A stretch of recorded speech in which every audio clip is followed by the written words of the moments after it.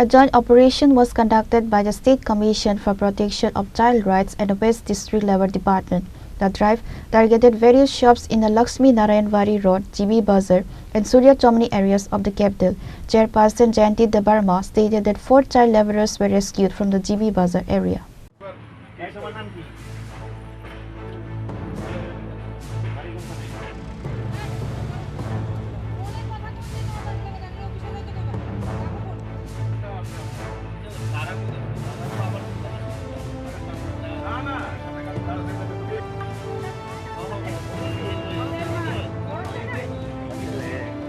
This initiative is part of a nationwide rescue mission for child laborers running from January 26 to March 31st. A 6-day intensive drive is currently underway across the state to identify and rescue children working in shops and other commercial units. বছরে সব সময় আমরা কোনো জায়গায় যদি সেরকম child লেবারের খবর পাই তাহলে কিন্তু সঙ্গে সঙ্গে রেস্কিউ করা হয় এবং প্রত্যেক মাসেই আমরা বিভিন্ন জায়গাতে ভিজিট করছি যে জায়গায় বাচ্চারা থাকে সেই জায়গায় যৌথভাবে কমিশন একা কিছু করতে পারে না বিভিন্নভাবে যৌথভাবে টাস্ক ফোর্স নিয়ে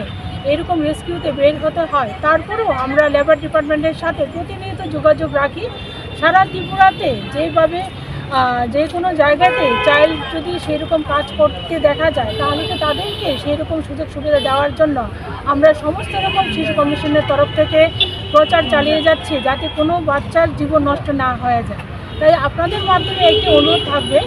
আপনারা যদি সেরকম কোনো বাচ্চাকে দেখেন কোনো জায়গায় কাজ করতে তাহলে কিন্তু অবশ্যই আমাদেরকে জানাবেন আর সঙ্গে সারা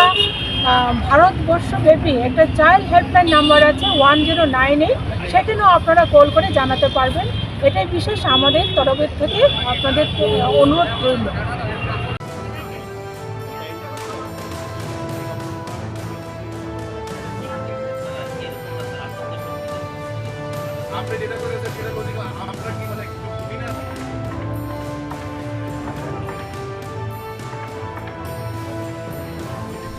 Reported by Amit from Agatla, Chini, Khorang.